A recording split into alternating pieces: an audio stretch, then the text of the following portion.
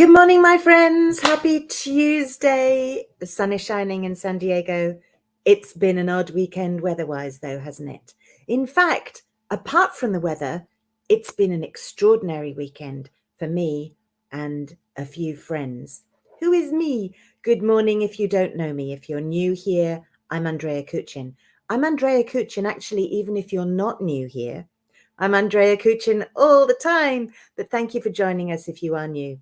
My company is PhD in follow-up. Robert Rosenthal and I help businesses with their follow-up. If you want to reach out to me, I am here, Andrea at PhD in follow-up, or you can text me, call me on 858-252-1190. If you're interactive with this, you're in the Facebook group, you're here.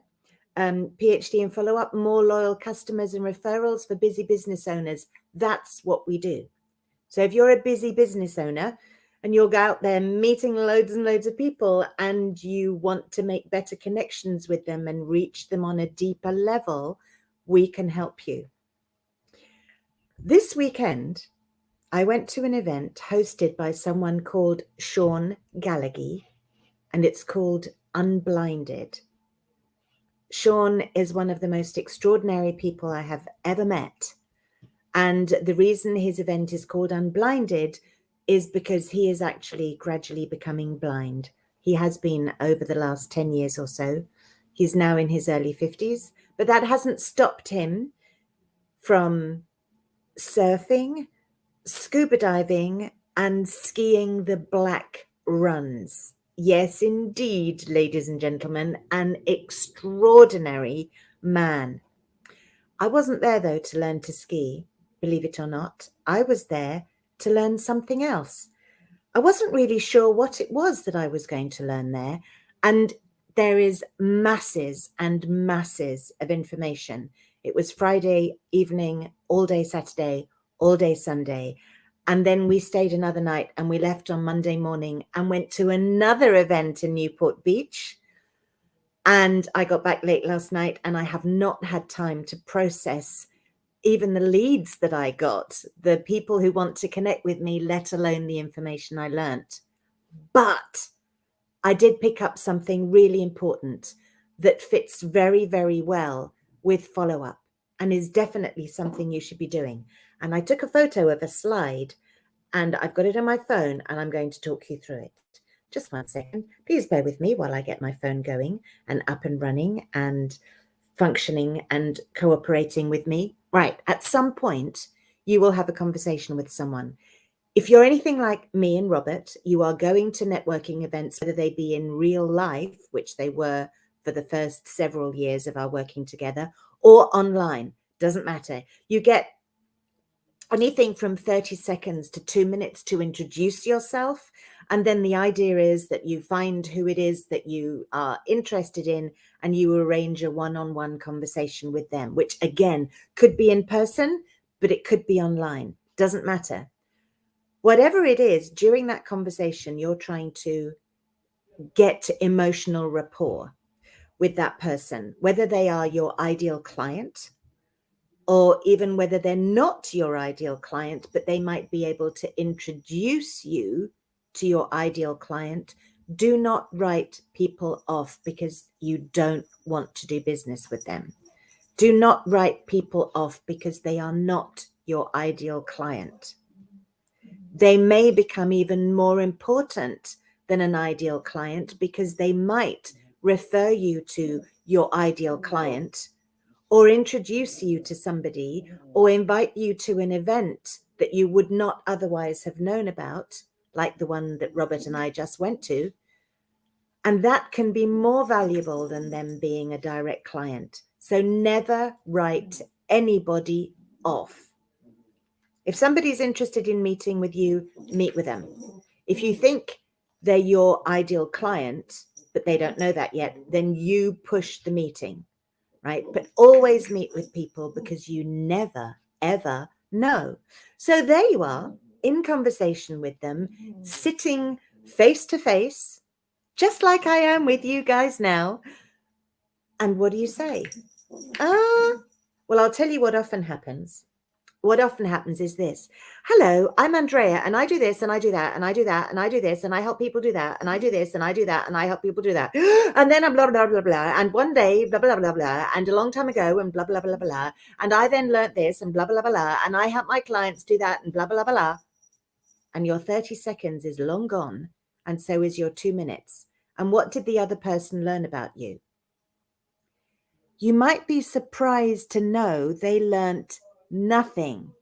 Actually, that's not true. They learnt that you can talk. And in fact, this exact thing happened yesterday afternoon with a lovely lady who is an inventor of an amazing product, and she's doing great stuff.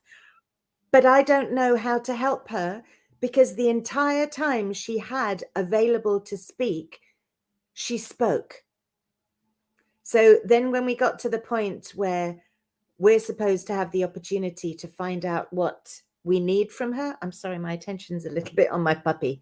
She's a little bit excited today because mummy's been away for 4 days and now she's home. She spoke and spoke and spoke and spoke, which was very interesting. But my purpose in meeting people is to find out how I can help them, to find out what they're looking for, who I can connect them to. So having her talk at me for 2 full minutes without taking a breath does not help me and does not help her. This was in a presentation environment. It was not in a one-to-one, but I've seen it happen in a one-to-one as well. If that happens, I suggest you say, could you slow down a minute? I really want to hear your story, but could you just slow down? Because there are some specific things that I need to know in order to help you. Because that's true. You don't need to know their entire life story. That can come later. What you need to know is what you can do to help them. So there are specific things that you can ask them, which will give you that information. And the beauty of this is it will also build rapport. And why do I know this? Because I ended up on stage doing an exercise with Sean Gallagy in which he asked me questions and I would not have thought that I would answer the way that I did. It was a very deep conversation. Emotional rapport was very, very strong at the end of it. I trusted him completely. This is a total stranger, right? In front of a group of people. This wasn't just him and me in a Zoom call. This was a whole load of people, some of whom I'd met, some of whom I had not met. And I'm just giving them deep information about myself that normally I wouldn't tell anybody at all. So it works, let me tell you. Okay, so here we go. And now my phone's gone quiet again, of course, because I was chit-chatting. So here we are. The first question for emotional rapport. Before I do that, I hate it when people do this. Let me tell you something. You need to, and I have said this before, I think, you need to know the answers to these questions yourself so that when you are asked them, you have the answer. And the answers need to be succinct and clear. Okay, so the first question number 1, ta-da! Where have you been? In other words, the past. Now, because we were all at an event, the question that we were asking each other quite often was, what brought you here to this event, right? It could be something much deeper. It could be something like, tell me about yourself. But it basically gives you some information about their past.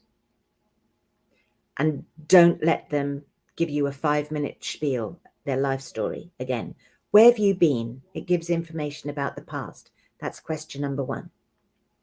Question number 2 is, where are you? That's about the present. So where are you now? So it could be, in a business context, something like, what do you do? What is your business about? Because after all, we're meeting people in a business context, right? So tell me about your business. So tell me a little bit about you. What brought you here? Why did you join this networking group? How come we're Zooming? That's the past. And then tell me about your business. What does your business do? What services do you provide? Okay, who do you help? That would be the present, right? The next question number 3. Where are you going? In other words, what is your intention for the future? What do you want to create for the future, right? And people come up with answers like, I want to create a foundation for foster kids to be taught business, how to be an entrepreneur. Or I want to build a hospital in Uganda that can treat children who have cancer, because a lot of kids out there are dying of cancer. Okay. It's not, what are you going to be doing next week? Oh, I'm going to be in an event on Thursday night in the Chamber of Commerce in Temecula. That's actually true. So if you're in Temecula, come and see us. It's big. This is an answer to a big question, right? Some people might not know what it is. If they give you a tiny answer, try to get them to give you a bigger one, because they're becoming more emotionally invested when they give you a bigger answer, right? When somebody says to you, oh, I help orphan kids and, I want to help them learn a bit about business. They're not really invested. But if they tell you that they were a foster kid and they got booted out of the system, and they know that most kids who get booted out of the system when they get 18 end up, dead or on drugs or in jail or something, whatever the statistics are. I'm not sure that's exactly accurate, but it's close. And that, they are a business coach, and they're trying to set up an organization that helps coach those kids. They're telling you something that's deep and meaningful to them. That is because the relationship, the trust between the two of you is growing. Okay. And like I said, it doesn't mean they're your ideal client, but just think of the people you could introduce them to when they really open up and give you their story, as in what they want to create for the future. That's the important bit. How they got there is relevant, but only in the context of where they're going. And then the next question is question number 4. Oh, flip. I should have memorized this actually. Or change the settings on my phone so it wouldn't close. Okay, so question number 4, in relation to that big dream, what is working? What have you achieved? Who are you connected to? Right, in the context of the Children's Hospital in Uganda, we've got the land. We've got a place to put the hospital. That's massive, right? So that would be something that's working. And then number 5, what are the challenges? What's not working? What are you struggling with? Right? And that could be something like, we don't have enough money to build a hospital, or we don't have a location in the San Diego area that we can turn into a school for orphans, right? And then part of that question, which is my favorite bit, is what can I do to help, isn't it? What can I do to help? So when someone has a big thing they want to create, when they've got a big dream, they need a lot of help. You can always do something to help, even if you're not their ideal client and they're not your ideal client. There's always a way to help. Networking is about creating connections, right? You're making a net. You're making links from one knot with the thread to another knot, right? That's what it is. It's connecting people to each other. Networking is not about finding clients.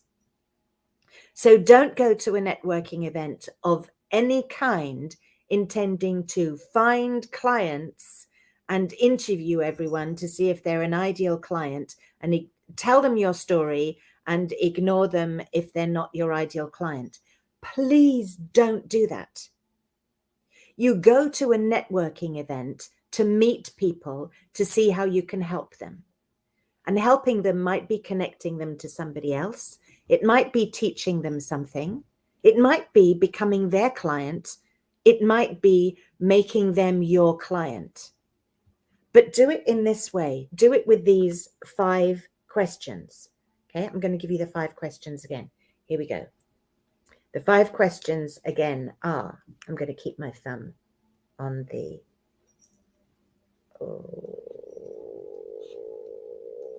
I took lots of pictures.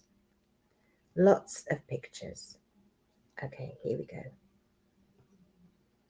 Question number 1. Where have you been? In other words, it's a question that inspires them to tell you about their past. Question number 2. Question number 2, where are you? That's a question about the present. Okay. Question number 2 is about the present. Where are you? What are you doing now? Okay. Question number 3 is, where are you going? What are you trying to achieve? What's your big dream? That is question number 3. So question number 1 is the past. Question number 2 is the present. Question number 3 is the future. Question number 4 is the challenges, right? In other words, where are you stuck? What's not working for you, right? I beg your pardon, I've got that round the wrong way. Question number 4 is, what are your successes? What's working? What have you achieved so far? You know, gets the person to feel good about what they're doing. That's number 4. And then number 5 is, what are the challenges? What's not working? And this is where you come in and you offer help. Okay, so I'm going to give you that again without any mistakes. Number 1, where have you been? The past. Number 2, where are you now? The present. Number 3, where are you going? The future. Number 4, what is working? What is being successful? Number 5, what are the challenges? And obviously, what are the challenges is going to bring up what they can't do.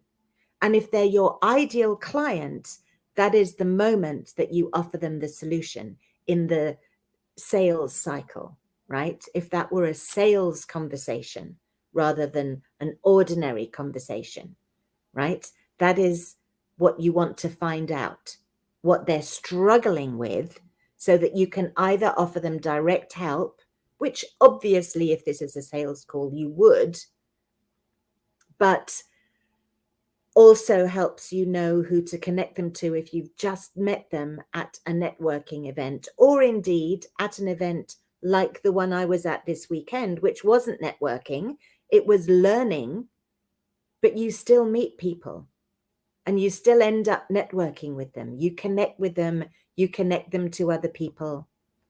Let me give you an example. Have you ever been to a party, a private party that somebody was hosting themselves? Not a big event somewhere, but a private party. You might have, when you were a child, been invited to a children's birthday party or something.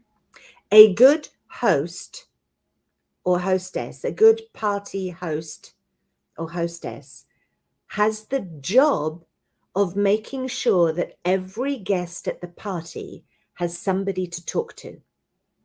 And if you haven't experienced it yourself, I'm sure you've seen it in films where the hostess will, put her hand on the shoulder of someone and say, oh, you need to meet so-and-so over here.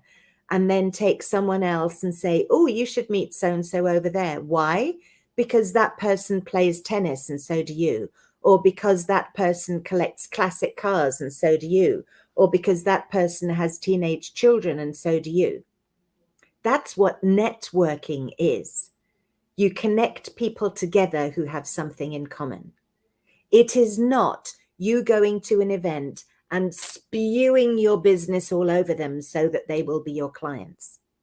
It's about creating connections with them so that you can connect them with other people who can help and support them. And in turn, they will do that for you. And that is how your business will flourish on a personal level. Okay, that's it. That's my sermon for today. Those are my 5 questions. Not actually my questions. Let's go down here again. Not actually my questions, but Sean Gallagy's questions from Unblinded. Look him up. He is an extraordinary person. In the meantime, I am Andrea Kuchin. This is PhD in Follow-Up. My email address is andrea@PhDinFollowUp. You can call or text me anytime, 858-252-1190.